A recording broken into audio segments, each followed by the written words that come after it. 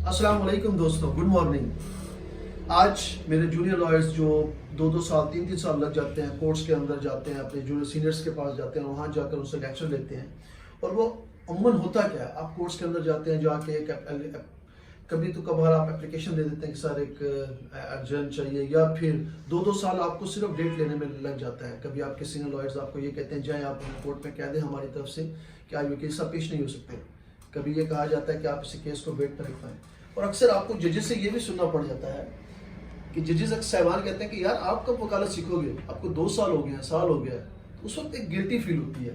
تو دوستوں میں نے سوچا کیوں نہ ابتدا ہی ہم اس طریقے سے کریں کہ آپ لوگوں کو پتہ لگے کہ وکالت ہے کیا چیز، لا ہے کیا چیز۔ کورٹ کے اندر ایک وکیل ایک جوش کے ساتھ آتا ہے، ایک انرجی کے ساتھ آتا ہے، ایک انرجیٹک ہو کے آتا ہے کہ یار میں جاؤں گا اور ایک اچھا وکیل بنوں گا۔ پتہ لگتا ہے 2 سال بعد وہ تھوڑا مایوس سا ہو جاتا ہے۔ اس کی وجہ یہ ہوتی ہے کہ اس کو وہ بیسک چیزیں سکھائی نہیں جاتی، ان کو پتہ نہیں ہوتا کہ میں کرنا کیا ہے۔ اب ان کے اندر ایک انرجی ہونی چاہیے۔ میں چاہتا ہوں جیسے وہ لائرز، جیسے آپ لوگ کورس کے اندر آتے ہیں، جیسے آپ کچہری کے اندر انٹر ہوتے ہیں، آپ کے اندر جو انرجی ہوتی ہے وہ انرجی اس سے زیادہ بڑھے، آپ اور زیادہ انرجیٹک ہو۔ اس کی وجہ کب ہوگی؟ جب آپ لوگوں کو اس کے بارے میں علم ہوگا، اور وہ علم کیا چیز ہے۔ جیسے اب میں آپ کو ایک چھوٹا سا انٹروڈکشن کرواتا ہوں کہ اسٹارٹنگ میں آپ اس کا پروسیس دیکھیں کہ ایک کرمنل کیسز ہوتے ہیں، سیول ہوتا ہے، اینڈ فیملی کیسز، یعنی فوجداری، دیوانی اور فیملی کیس۔ اب جو 3 طریقے میں نے آپ کو بتائے ہیں دوستوں، اس میں فوجداری میں جو چیزیں آتی ہیں وہ لڑائی جھگڑا قتل و غارت وغیرہ کے کیسز ہوتے ہیں، سیول کے اندر دیوانی کی پراپرٹیز وغیرہ کے کیسز ہوتے ہیں، اور اسی طرح فیملی کے اندر میاں بیوی کی لڑائی، حق میں نان نفقہ ضانب وغیرہ کے کیسز ہوتے ہیں۔ تو اب ہم آتے ہیں، ان کا پیٹرن سیم ایک ہے، صرف ٹائٹل چینج ہو جاتا ہے۔ فوجداری میں اس کا نام کچھ اور ہوتا ہے، سیول میں نام کچھ اور ہوتا ہے، اور فیملی کے اندر کچھ نام اور ہوتا ہے، لیکن pattern same as it is ہوتا ہے۔ اب اس میں ہم چلتے ہیں، جیسے FIR آ جاتا ہے فوجداری کیسز میں، سیول کے اندر دعویٰ آ جاتا ہے، اور اس کے بعد فیملی کے اندر بھی دعویٰ آ جاتا ہے۔ پھر اس کے بعد نوٹس، سمن پھر جاری کر دیے جاتے ہیں، پھر اس کے بعد چلان 173 174 کے داخل کر دیے جاتے ہیں، پھر سیول کے اندر جوابی دعویٰ دیا جاتا ہے، پھر فیملی کے اندر بھی جوابی دعویٰ دیا جاتا ہے۔ اب دعویٰ مدعی کی طرف سے دیا جاتا ہے، اور جوابی دعویٰ مدعا کی طرف سے دیا جاتا ہے۔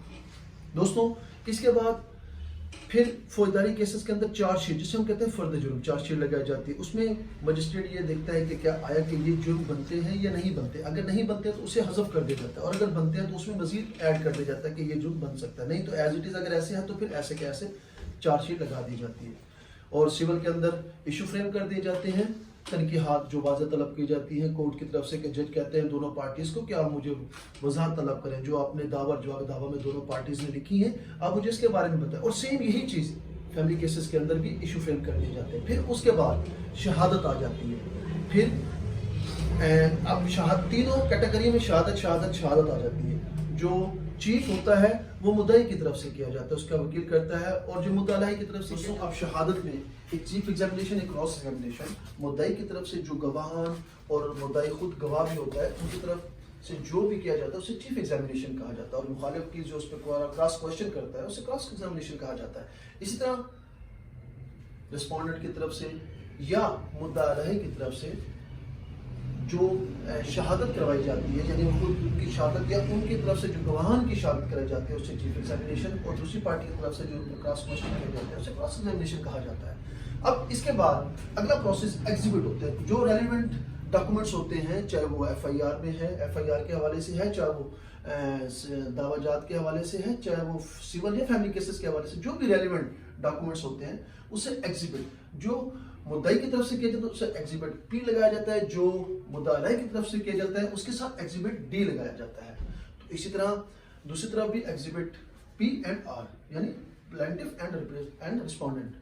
تو دوستوں یہ تو ہے شہادت کا پروسیس۔ پھر اس کے بعد 342 کی اسٹیٹمنٹ ہوتی ہے جو مجسٹریٹ کے سامنے دی جاتی ہے، اور پھر اس کے علاوہ فوجداری مقدمے میں اس کے علاوہ باقی اب ان سب پروسیس کو سامنے رکھ کے، یعنی FIR، ادھر سے دعویٰ، پھر ادھر سے 173 174 کا چلان فوجداری میں، پھر سیول اور فیملی کے اندر جوابی دعویٰ، پھر اس کے بعد شہادتیں تینوں میں، پھر ان کے بعد ایگزیبٹ جو ریلیونٹ ڈاکومنٹس ہوتے ہیں ان سب کو مد نظر رکھتے ہوئے، ان سب کو کنکلوژن کر کے، پھر اس کے اوپر دونوں پارٹیز کے لائر जज के सामने फाइनल आर्गूमेंट्स करते हैं, फिर उसके बाद जज इन सब चीज़ों को सामने रख के एक ऑर्डर करता है। उससे पहले जज अपनी जजमेंट देता है कि मुद्दाई ने क्या किया है और मुद्दा अलैह की तरफ से क्या हुआ है, मुस्तगीस की तरफ से क्या हुआ है और रिस्पोंडेंट की तरफ से क्या हुआ है। उन सब चीज़ों को, रेलेवेंट डॉक्यूमेंट्स को, आर्गूमेंट्स को, शहादतों को और ऊपर से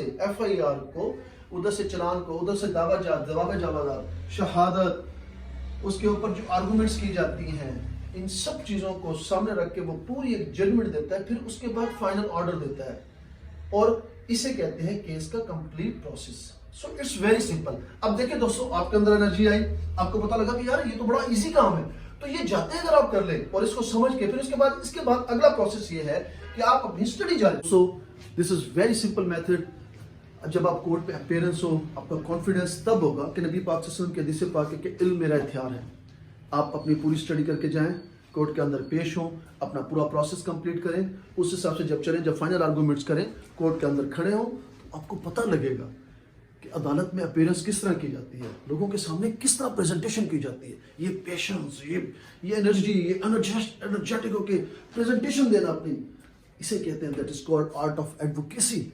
तो आई होप सो दैट आप इंशाल्लाह बहुत जल्द सीखेंगे और सीख रहे हैं। इसी तरह जीते रहिए, खुश रहिए, आबाद रहिए। Take care, Allah Hafiz, thank you.